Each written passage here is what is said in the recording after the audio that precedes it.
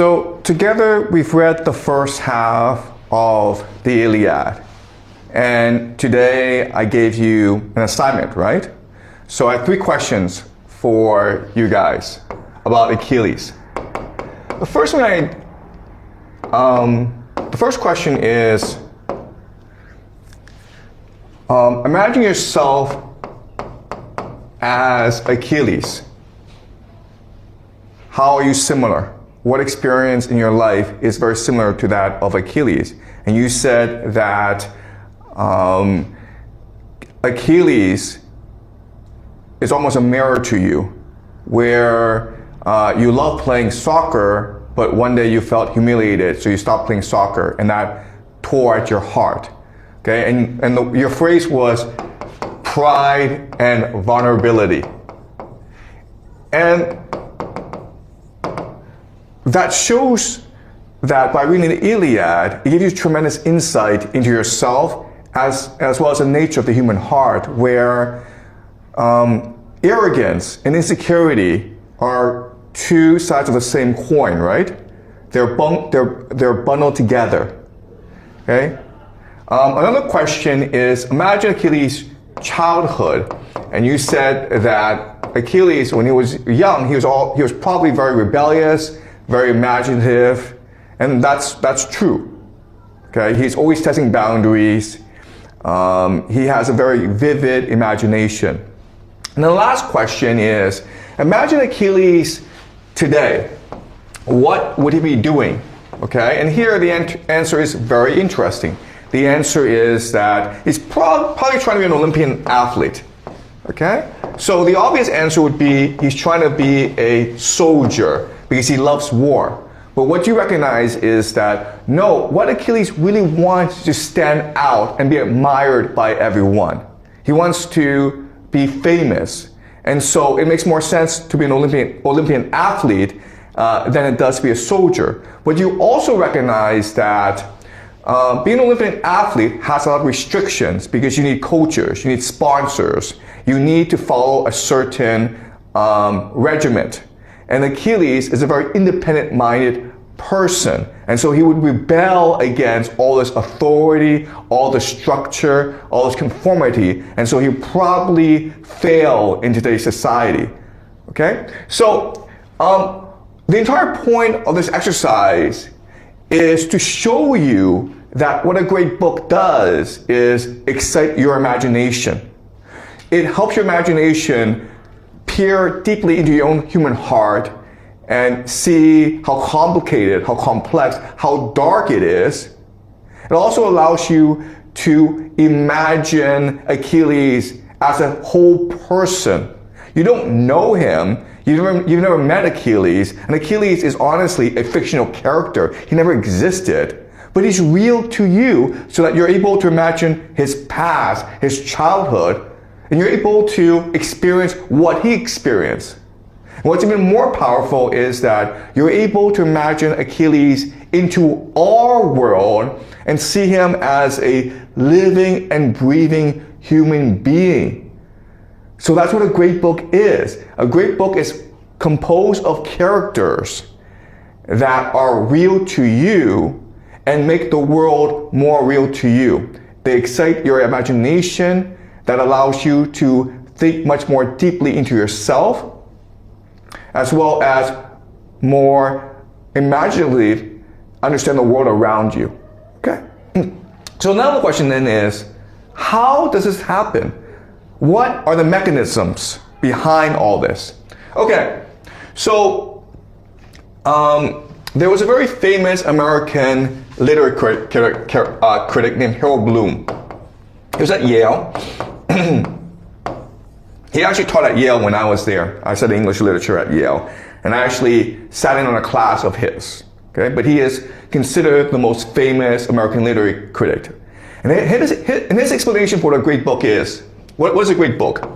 A great book is something that helps us become human. So, and what he means by that is, in a great book, the characters are different because the characters are able to hear themselves speak. Okay? Hear yourself speak.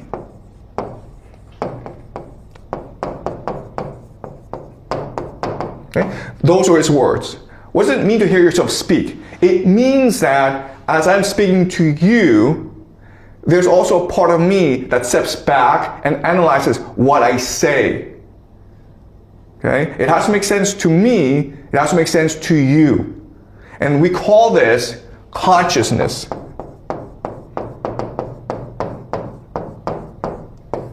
Okay? To be human means to be conscious. But to be conscious is ultimately an act of imagination. Because while you're speaking, you have to step back. Okay? We actually call this disassociation. You have to disassociate, meaning basically that as you are speaking, as you are in this world, a part of you, almost like a ghost, steps away and observes the entire scene. And not only am I imagining myself speaking, but I'm also imagining what is happening inside your mind, your heart, as I'm speaking. My effect on you, okay? Right? So let's look at how this applies to the Iliad. Okay, so remember in the first book of the Iliad, Agamemnon and Achilles, they are having an argument. They're having an argument because Agamemnon kidnapped a girl. The father demanded to ransom her back. Agamemnon broke the rules of war, of piracy, and said, no, I like her, screw you, I'm the king of kings, I'll do whatever I want. The father is a priest of Apollo. Apollo starts a plague among the Greek soldiers, they're all dying. And Achilles says to Agamemnon and says, we're all dying on the shores of Troy. So you have to give the girl back. And Agamemnon says, sure, I'll give her back, but now I want your girl in return. Okay? And this starts the main conflict of the Iliad. What's interesting is that how conscious they are, okay? So what's happening is that this is a war council. And in a war council, the Greek generals get together and decide on policy. And so as Agamemnon is speaking, okay, if you observe his speech, he's doing three things at once. Okay? The first and most important thing is that he's responding to Achilles. Right? Achilles says, you have to give the girl back. And Agamemnon says, fine, I'll give the girl back, but in return, I want your girl. So that's a response to Achilles. He feels as though Achilles made him lose face, so now he wants to make Achilles lose face as well. Okay?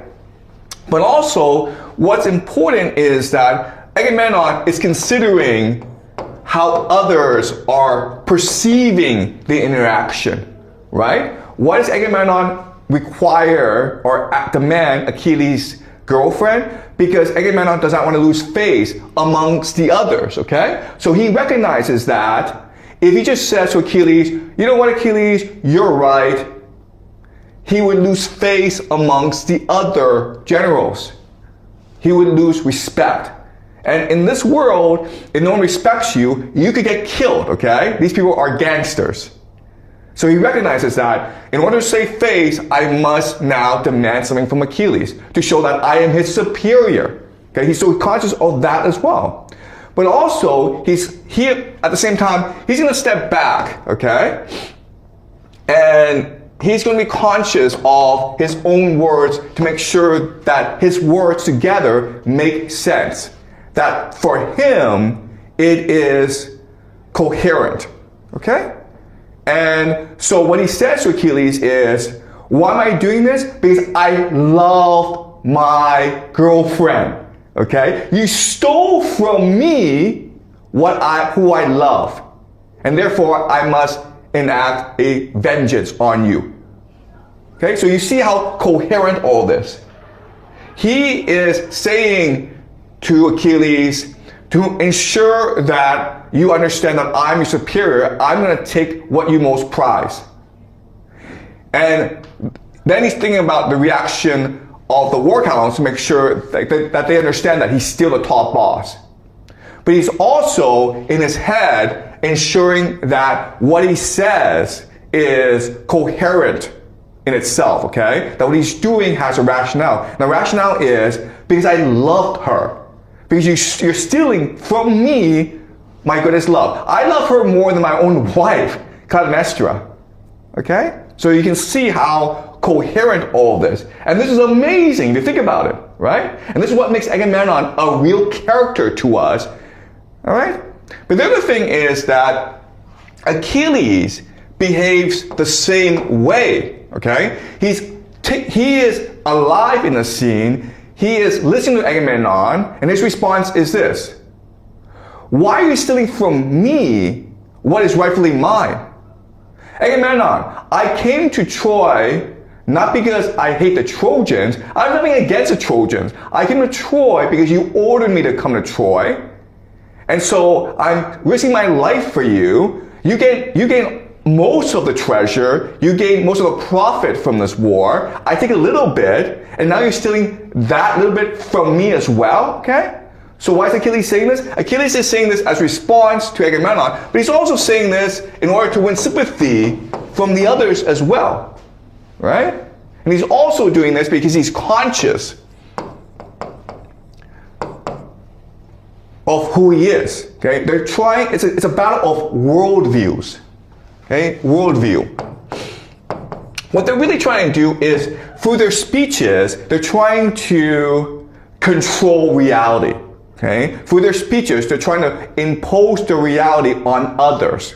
And that's why this is such an emotional, violent scene between the two. Okay? And then what happens, which is even more amazing, is that Agamemnon hears Achilles speak, and then what he does is that he responds to Achilles using his own memory and experience, okay? And what he says to Achilles is, Achilles, you say that you came here to fight for me, but we all know that you are vain. You're a narcissist. You're an asshole. You came here to win glory for yourself. You're just using me as an excuse, as a pretext, in order to win glory on the shores of Troy. That's why you really came, so don't give me this crap about you making all the sacrifices for me. You can't make sacrifices for others because you're a selfish asshole. Okay? And then Achilles' response is that, fine, if you do that, then I won't fight for you anymore. So you can see how real this is. Okay? And again, what's amazing is that this all comes in the mind of one person, Homer, the poet. Okay, so imagine this where, as I'm speaking to you, I'm able to mentally lift off and observe the entire class, where not only am I hearing myself speak, okay, and I'm measuring and observing the effect of my words, but I'm also able to go into your mind, one by one, and think about how my words are changing your reality. How they're impacting your emotions, how they're impacting your memory. And think about their impact on you and how they will guide your behavior and actions tomorrow, 10 years from now. Okay? But then what's even more amazing is that as this is happening, Nestor, right? Nestor, who is one of the older generals, he comes into the scene and he tries to reconcile Agamemnon and Achilles. Okay? So not only are the two main characters have a life of their own, but the observers have a life of their own as well. So in the Iliad, what's amazing is that not only are the main characters alive, but every single character, whether it's Odysseus, Hector, Priam, Nestor, they're all alive as well with real emotions and real feelings and real experiences. Okay? And the reason why, and we know this, is that if this is true, then we're able to look back at how this came into being in the past. And we're also able to make predictions about the future. And all this is coherent. Okay? So based on this, we will now know that the major conflict in the Iliad is the one between Agamemnon and Achilles, where they're struggling for control over narrative, where Achilles wants everyone to believe that he is doing everything he can to save the Greeks. He's a hero. When Agamemnon is trying to get everyone to believe that Achilles is just a selfish asshole. Okay? And that's what leads them to behave the way they do, including suicidal behavior. Because remember, as you read, Hector and the Trojans are coming to burn down the ships of the Greeks. Okay? They do that, every single Greek will be killed by the Trojans. And even at this point in time, both Agamemnon and Achilles refuses to give up their narrative. Okay? They insist they're right. So that when Odysseus comes to Achilles and begs Achilles, please come back and join us, we'll give you all the money in the world. Agamemnon has promised his daughter to you. We'll give you all of Troy after we conquer Troy. And Achilles says, no. I want Agamemnon to come and apologize. If he's not willing to come and apologize to me, then screw all of you. Okay? So you can see how human and how real this is. And this is important for us because now we're able to step back and observe ourselves as well as others. We have greater imagination, we have greater empathy, we have greater curiosity. Okay? And that's the power of a great book. And this is how the Iliad created the greatest civilization on earth in history, the Greek civilization. Okay? All right. So any questions before I move on about this? Okay, now what I want to discuss is, okay, how did Homer do this? Because this is a great mystery that has confused scholars for centuries. We all know the Iliad is one of the greatest books ever composed, but we don't know who Homer is. And we don't know how he did this. There are some who speculated that Homer were many people. Okay? So there's confusion as to who Homer is. The Greeks themselves call Homer the teacher, and they consider him the father of the civilization. So we know that Homer was a real person, but we know almost nothing about him. Okay? So what I'm going to do now is speculate as to how he was able to do all this. Okay? How was one human mind able to construct an entire universe with real people by himself? Okay.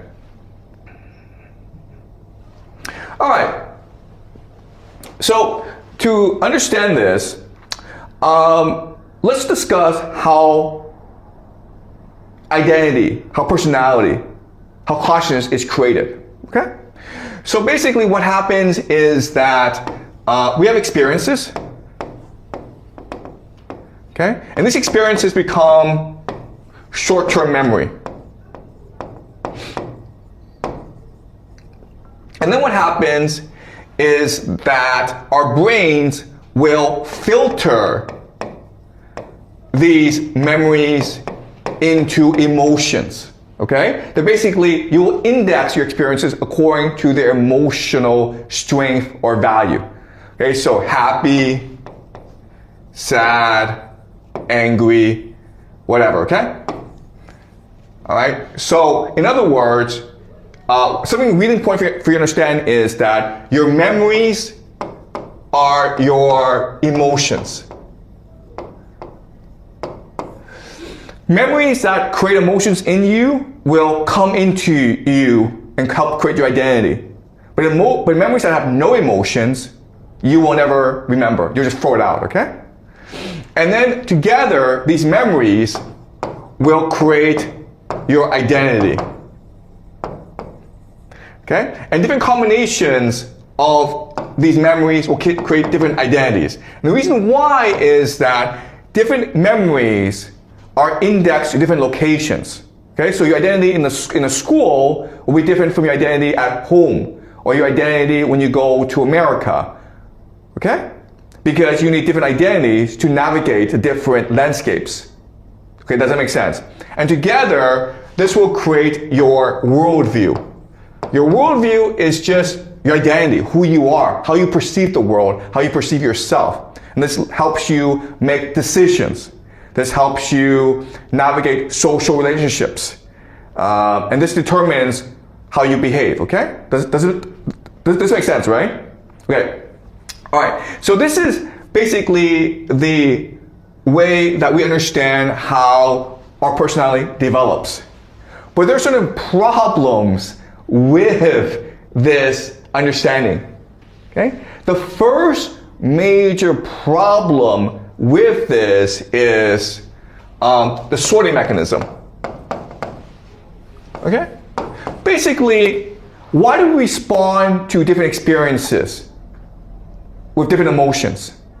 It doesn't make sense. So you have the same experience, but you respond. But you can respond with different emotions. Okay, so you might get a 50 on a test. Some of you will be really sad, but some of you will be like really happy. Like, well, I thought I was going to get 10%. Now I got 50%. Okay, all right. Some people are like glass half empty. Some people are like glass half full. So that determines how we perceive the world. But the question then is, where does this personality come from? Okay? Why are some people optimistic? Why are some people pessimistic? And people are born like that. Now, people, and your response could be like, well, it's just genetic, because both your parents are optimistic, so you're optimistic, both your parents are pessimistic. Okay? Now, you think about your parents, and ask yourself, does your personality come from your parents? And the answer is, it doesn't, okay? The answer is that you're actually different from your parents. I have 3 kids. I know this because all 3 of my kids are different from both my wife and myself. Okay, so the question is, where does this personality come from? That's the question number 1. We don't know the answer. Question number 2, which is more problematic, is, okay, we know how this process works, but where are the memories stored inside the brain? Right? We know how this works psychologically, but the question then is, where in the brain does this happen? And the answer is, we don't know. We don't know. We know where in the brain breathing happens. We know in the brain where language acquisition happens, but we don't know in the brain where memories are formed and stored and accessed. We don't know. That's really weird, guys. Okay? All right, so that's problem number 2, storage of memories. Okay? Okay? And then question number 3 is empathy. Okay? Or theory of mind.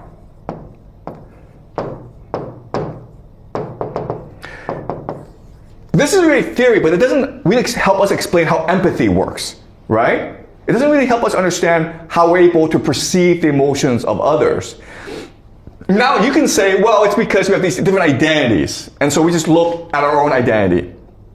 But that doesn't really help us understand what's going on, okay? So I have these 3 major problems created by modern psychology. Okay, the first is, where does our personality come from? Because our personality are a filter, right? Our personality determines how we perceive the world emotionally. Second problem is, where does this all happen inside the brain? We don't know. And the third problem is empathy. Okay? How are we able to perceive into the emotions of others? All right? Okay. And we don't know. So I'm going to propose a theory to you today, okay? Which goes back to last class. Okay, imagine this. Imagine that we are composed essentially of two selves, okay? Two selves. There is the body, and the body comes materially, right? Okay, we know that. We know that through evolution. But then our consciousness comes from our interactions with the universe, okay? So our brain, it's not a storage facility, it's an antenna for the vibrations of the universe, okay? And we call this consciousness. And remember, last class we discussed how this consciousness, the universe is conscious, right? And there are infinite dimensions to this consciousness. And this is where our memories are stored. So a very simple analogy is think about the internet, right? You have a computer, you have a laptop, and some memory is stored on the laptop, but most of it is actually stored in the cloud. And how the computer works is by interacting with the internet, your computer becomes more conscious. Okay, does that make sense? Same thing here, where if you just use the human brain and just assume that everything comes from the human brain, nothing makes sense. But if you assume that the human brain is merely an antenna to the universal consciousness, it makes a lot more sense. Okay? And not only that, but by imagination, by consciousness, we're able to implant ourselves into the universe. Okay? And different emotions implant themselves in different wavelengths, different dimensions. Okay, does that make sense? So the combination of your emotions now leads to a unique imprint in the universe. Okay? And different personalities will obviously have the same imprint in the universe. And we call this archetypes. Okay? Archetypes. This is from Carl Jung, who is a Swiss psychologist, okay? Carl Jung. The word he uses is archetypes. Okay? They're different personalities, and they are accessing the same parts of the universe, and so they behave the same. That's why certain people look alike, okay? If you're an evil person, you have a certain look to your face, right? If you're a good person, you have a certain look to your face. Okay? If you're clever, you have a certain look, okay? So archetypes. And so what's happening is that what Homer is doing is that he's opened his mind to the universe. And therefore he's able to access all archetypes. Okay? We all do this through empathy, but Homer's able to do this at a greater level than everyone else. Okay? And then he's able to transplant these archetypes into the world of the Iliad. And that's how he's able to create what he does. A word we have for these people are prophets. Right? What are prophets? Prophets are those who bring the truth of the universe onto our world and construct it in a language that allows us to access this truth eternally. Okay? So in this time in history, poets are prophets, are teachers. These are the same function, okay? Where you're accessing the truth of the universe and you're spreading this truth through words that enable the construction of civilization. Okay? So, and we think this is true. Why? Because think about how amazing it is that the Iliad was written 2,500 years ago, okay? It was written 2,500 years ago by this guy, Homer, living in the Mediterranean, the Aegean, right? Different culture, different time, but the Iliad is able to speak directly to you as a Chinese person living in China in the 21st century. Not only that, but you're able to imagine Aquiles as yourself. So, if we assume that the universe is conscious and it is infinite and eternal, and there are archetypes that exist within this universe that Homer is able to draw on, Then that makes sense now, okay? This is both spaceless and timeless. There's consciousness. All right? Is this clear to you guys? Okay? Because if this is not true, then you have to answer the question, how was Homer able to do this? Right? How was he able to construct characters like Aquiles, Odysseus, Agamemnon that are so real that they feel alive to us, that they're so real that we can hear them speak to themselves, so real that they themselves can hear themselves speak to others. Okay? Any questions?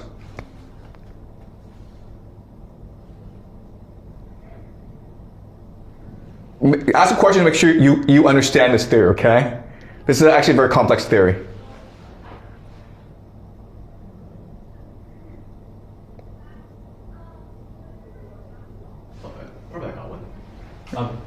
Yeah. Quote unquote prophet.